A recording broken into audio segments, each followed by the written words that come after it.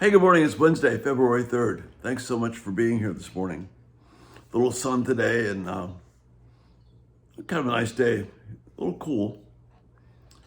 You know, it dawned on me that I don't talk very much about the book, Everyday Talk. It's the first kind of major thing I did.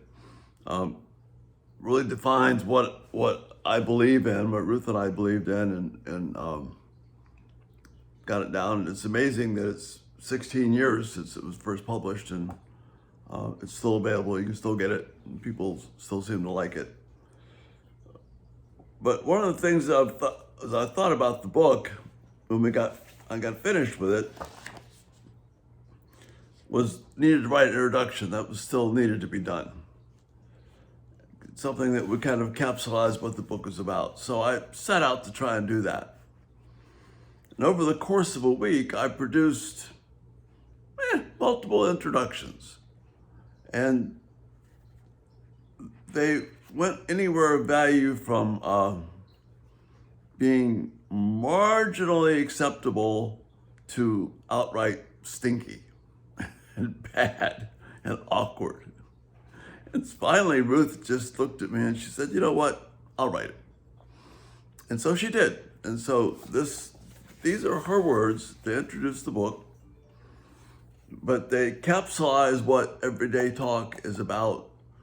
And really, they capsulize what all these videos are about in just a few paragraphs. So I'm going to read that for you now. Once upon a time, many years ago, I was a child. Back in those days, we didn't have much as kids do today. Styles didn't change as quickly as they do now. Wardrobes were much simpler. I had only 2 pairs of shoes. By today's standards, that's pretty minimal. But back then, it wasn't unusual. I only needed 2 pair. 1 pair for Sunday and 1 pair for every other day. Sunday shoes, like Sunday clothes, were worn on special occasions. Other than Sunday, we only used them for events such as weddings, funerals, or formal parties. Sunday shoes tended to be stiff and uncomfortable, but they looked good. And anyway, we never had to wear them for too long. Back at home, we immediately changed back into our everyday clothes and shoes. Everyday shoes weren't cool as they are today. They were basic, neutral, go with anything type of shoes. Style was not an issue. I didn't think much about my shoes. I just wore them every day. Everyday talk is like the everyday shoes of my childhood. It may not be attractive, but it's practical and gets the job done. We don't pay much attention to it. On the other hand, we have Sunday best talk. Still have that. When others are around or listening, especially Christians, we suddenly put on our best manners. We smile, we chat pleasantly, and we listen patiently. We are models of courtesy. The problem is that everyday talk is far more important than Sunday best talk. It reveals us as we really are, our character and our priorities. Our children model our everyday talk. And this is really the theme. This one phrase that Ruth uses. This is really what Everyday Talk and Everyday Talk 24/7 is all about. Our children model our everyday talk because that is what they hear most of the time. But if we teach them our worldview, our ethics,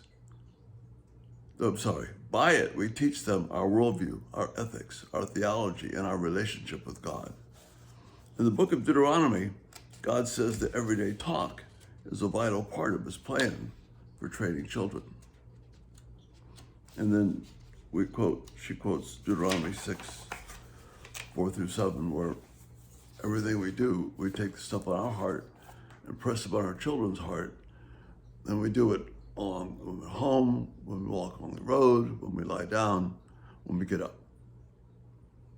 God is not just a Sunday God. He is for every day. If you are in awe of him, your children will see that.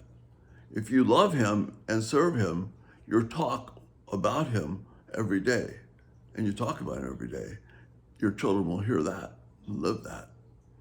This book is written to help you understand and use the influence of your everyday talk with your children. Shoes come and go. It doesn't matter at all what my everyday shoes were like when I was a child. My everyday talk, that's different. The everyday talk that your child hears now will influence him for the rest of his life, and the grandchildren, I might add. My prayer is that this book will help you learn how God wants you to use your talk about him every day. And that's the book. And everything flows from it. And probably defines what I do better than anything else, what I try to do. So do a little bit more with everyday talk in the next couple of videos, but I wanted to build that basis and just how Ruth bailed me out and wrote this introduction that so much captures what the book is about and what I pray our lives are about. So that's it. You have a great day. Thanks so much for being here today, and Lord bless you. Have a great day. Bye-bye.